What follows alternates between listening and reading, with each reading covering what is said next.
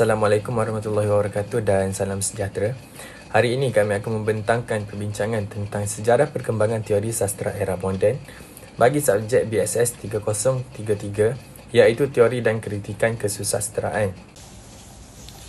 Ahli kumpulan kami terdiri daripada dua orang ahli iaitu yang pertama saya, Muhammad Adenin Darwish bin Zainuddin, memegang nombor metrik D2022 1103563.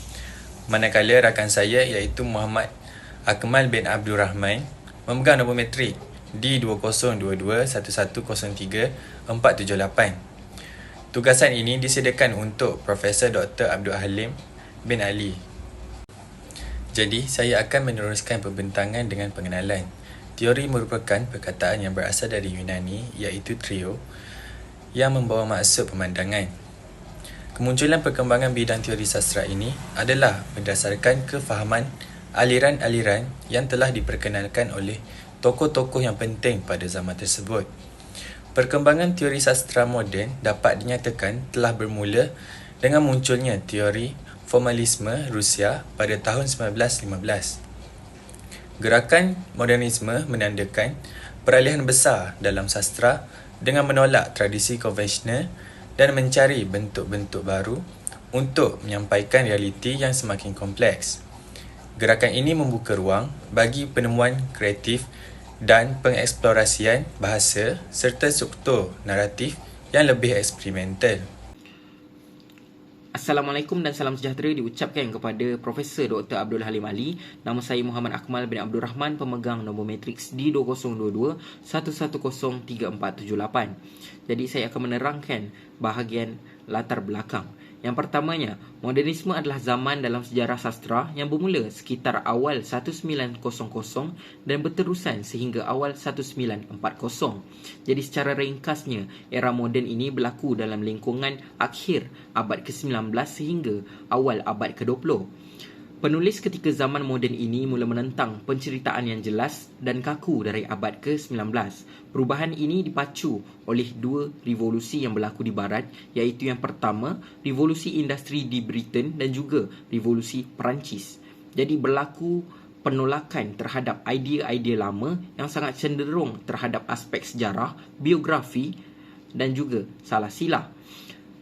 Hal ini berlaku kerana para pemikir mula berpendapat bahawa falsafah dan juga seni tradisional sudah tidak lagi rasional untuk digunakan apabila berlaku peredaran zaman yang sangat pesat. Jadi, teori sastra moden yang terawal dikenal pasti pada awal abad ke-20 ialah teori formalisme. Seterusnya, saya akan melanjutkan perbincangan dengan objektif. Jadi, terdapat 3 objektif dalam kajian ini. Yang pertama, mengkaji sejarah perkembangan teori sastra era moden. Yang kedua, membincangkan teori-teori sastra yang wujud pada era moden. Dan yang ketiga, mengenal pasti tokoh-tokoh yang mempelopori teori sastra pada era moden. Seterusnya ialah metodologi kajian iaitu kaedah internet dan kaedah perpustakaan. Pertama, kaedah internet. Pengkaji telah menggunakan kaedah internet bagi mendapatkan data serta maklumat yang berkaitan dengan kajian ini. Pengkaji juga telah merujuk artikel-artikel serta jurnal yang berkaitan dengan teori sastra era moden dan telah menjadikannya sebagai bahan rujukan bagi kajian ini. Kedua, ialah kaedah perpustakaan. Pengkaji telah menggunakan kaedah perpustakaan bagi mendapatkan bahan rujukan yang lebih efektif tentang teori sastra era moden. Lawatan ke perpustakaan Tuanku Bainun yang bertempat di Universiti Pendidikan Sultan Idris telah dilakukan. Lawatan ini dilakukan bagi mencari bahan yang berkaitan dengan kajian yang telah dibuat. Seterusnya, saya akan meneruskan pembentangan dengan bahagian analisis dan perbincangan yang pertama, iaitu berkaitan sejarah perkembangan teori sastra era moden.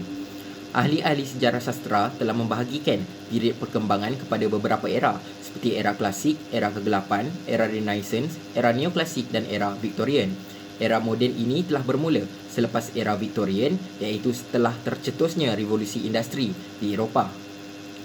Terdapat perbezaan antara teori sastra klasik dan teori sastra era moden, terutamanya dalam aspek penyampaian. Kesusastraan klasik lebih banyak disampaikan secara lisan, misalnya teori mimesis Aristotle merupakan teori pragmatik yang mementingkan kesan dan pengaruh sesebuah karya terhadap khalayak. Maka, aktiviti kesusasteraan lebih kepada deklamasi puisi, lakonan, pementasan teater dan drama. Sebaliknya, teori sastra era moden kebanyakannya disampaikan dalam bentuk penulisan. Contohnya, teori Marxisme dan teori feminisme telah disebarkan melalui akhbar dan risalah. Selain itu, kesusasteraan klasik adalah berteraskan imajinasi, manakala pada era moden, hampir kesemua teori yang dibina adalah berdasarkan pengalaman, fakta dan realiti kehidupan manusia. Kita juga dapat melihat perkembangan teori era moden apabila berlaku penolakan terhadap sejarah, biografi, etnografi dan aspek lain yang mempengaruhi karya sastra. Misalnya, teori formalisme merupakan salah satu bentuk cubaan bersistem yang paling awal untuk menjadikan sastra sebagai satu disiplin ilmu yang bebas. Usaha ini juga dapat dilihat dalam teori kritikan baharu. Akhir sekali, perkembangan teori era moden berlaku dengan sangat pesat kerana gagasan dan teori yang diutarakan sentiasa diperdebatkan dan diperkembangkan oleh golongan pemikir dan ahli teori yang lain. Saya akan menerangkan tentang objektif yang ketiga, iaitu teori-teori sastra yang wujud pada era moden. Pertama ialah teori formalisme Rusia. Teori ini diperkenalkan oleh ahli akademik seperti Roman Jakobson dari golongan linguistik Moskow. Teori ini menekankan analisis formal dan teknik bahasa dalam karya sastra dan meninggalkan tradisi sastra lama. Kedua ialah teori kritikan baharu.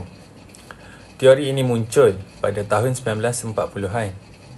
Teori ini menumpukan kepada pendekatan formalistik dan ontologi serta mengubah kritikan sastra. Ia juga menekankan bahawa kritikan harus difokuskan pada puisi itu dan bukan pada penyair, serta menolak gagasan bahawa penyair menyampaikan emosi atau personaliti mereka dalam karya mereka. Ketiga ialah teori strukturalisme. Teori telah berkembang di Perancis menerusi seorang tokoh iaitu Claude Lévi-Strauss. Teori strukturalisme dapat difahami sebagai teori yang menitik beratkan perkara-perkara dalaman yang membentuk rangka atau struktur sesebuah teks. Keempat ialah teori fenomenologi. Teori ini diperkenalkan oleh Edmund Husserl, iaitu seorang ahli falsafah Jerman pada awal abad ke-20. Teori ini merupakan satu alternatif kepada kepincangan ilmu sains moden yang telah banyak mengelirukan masyarakat. Kelima ialah teori semiotik. Teori ini muncul pada tahun 1960-an di Eropah, terutamanya di Perancis. Teori ini memberi kesan kepada penekanan ilmu tanda dan perlembagaan dalam menganalisis makna dalam teks. Keenam ialah teori psikoanalisis. Teori ini diperkenalkan oleh Sigmund Freud. Teori ini memfokuskan kepada pengkarya, di mana pengkarya dalam keadaan yang tidak sedar mencipta dunia imajinasi dan kemudiannya sedar dengan menulis dunia imajinatifnya itu dalam bentuk karya. Ketujuh ialah teori kesusasteraan Marxisme. Teori ini memberi fokus pada ketergantungan masyarakat pada sistem sosioekonomi dan menganggap sejarah, budaya dan kegiatan ekonomi relevan untuk pemahaman masyarakat. Kelapan ialah teori feminisme.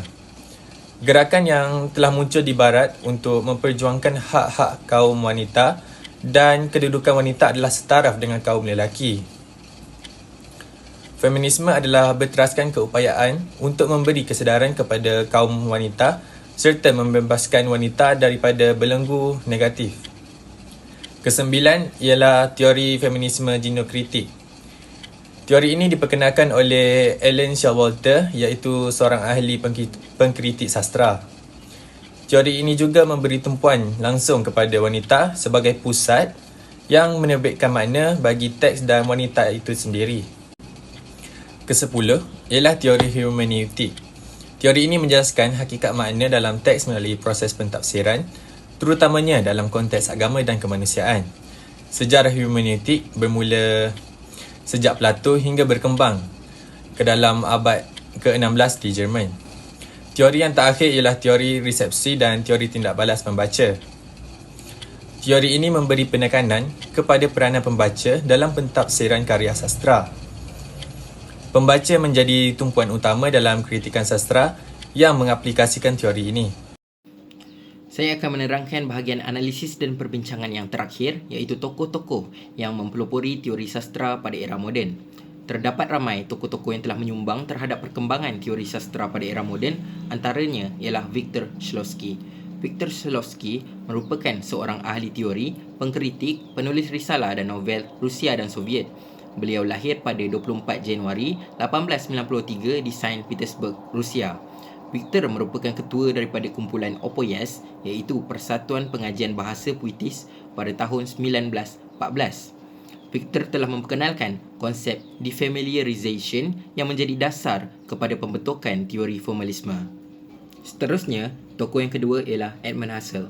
Edmund merupakan seorang ahli matematik dan falsafah Jerman pada awal abad ke-20. Pada awalnya, beliau tertarik dengan hasil kerja Brentano, seorang staf pengajar di Universiti Vienna yang mengembangkan fenomenologi psikologi. Pertemuannya dengan Brentano merupakan titik tolak awal sebelum Edmund mengemukakan teorinya sendiri, iaitu teori fenomenologi. Tokoh yang ketiga ialah Ferdinand de Saussure. Beliau lahir pada 26 November 1857 di Geneva, Switzerland. Ferdinand de Saussure merupakan seorang ahli bahasa, ahli linguistik dan falsafah di Switzerland yang dianggap salah satu tokoh yang paling berpengaruh dalam sejarah linguistik. Beliau juga digelar sebagai bapa semiotik, merupakan pelopor bagi teori strukturalisme dan teori semiotik. Ferdinand de Saussure telah membandingkan leng dan parol dalam teori strukturalisme dan memperkenalkan konsep signifiant dan signify dalam teori semiotik. Tokoh yang keempat ialah Sigmund Freud. Beliau lahir pada 6 Mei 1856. Sigmund Freud merupakan seorang ahli fisiologi, doktor perubatan dan psikologi. Beliau merupakan salah seorang golongan pemikir yang berpengaruh pada awal abad ke-20 dan terkenal kerana hasil kajiannya iaitu teori psikoanalisis. Freud bekerjasama dengan Joseph Breuer untuk mengkaji berkaitan neurosis. Kemudian, terdapat juga tokoh daripada Jerman iaitu Karl Marx. Karl Marx lahir pada 5 Mei 1818 di Trier, Rusia, Jerman. Karl Marx merupakan golongan revolusioner, pemikir, ahli falsafah, ahli sosiologi, ahli sejarah dan ahli ekonomi. Karl Marx mempunyai pengaruh yang sangat kuat dalam sejarah peradaban manusia. Gagasan dan ideologinya telah membentuk teori kesusastraan Marxisme. Selanjutnya, tokoh yang mempelopori teori sastra feminisme ialah Mary Wollstonecraft. Beliau lahir di London, England pada tarikh 27 April 1759. Karyanya yang terkenal iaitu A Vindication of Rights of Women yang menyeru wanita dan lelaki agar diberikan pendidikan secara sama rata. Mary Wollstonecraft telah memperjuangkan kedudukan dan hak wanita pada awal abad ke-20. Akhir sekali, Friedrich Schleiermacher lahir pada 21 November 1768 di Breslau, Silesia. Beliau merupakan seorang ahli teologi Jerman, pelopor teori hermeneutik. Beliau merupakan ahli falsafah, teologi, pendakwah dan umumnya dikenali sebagai pengasas teologi Protestan moden. Akhir sekali ialah kesimpulan. Melalui perbincangan ini, pengkaji telah menerangkan tentang sejarah perkembangan teori sastra moden, iaitu era ini telah bermula setelah era Victoria, kerana tercetusnya dua revolusi di Eropah, iaitu revolusi industri di Britain dan revolusi Perancis. Pada era ini juga, pelbagai teori telah muncul dan perkembangan teori-teori tersebut telah menjadi acuan serta rujukan bagi pengkarya dalam menghasilkan karya yang lebih menarik. Sumbangan dari tokoh-tokoh yang mempelopori teori ini juga telah memberikan impak yang signifikan terhadap perkembangan kesusastraan walaupun berlaku perdebatan antara satu sama lain. Saya akan mengakhiri perbentangan ini dengan serangkap pantun. Andai kata padam pelita, gelap gelita di malam hari. Andai ada tersalah kata, maaf dipinta setulus hati. Sekian, itu sahaja daripada pembentangan kami. Terima kasih.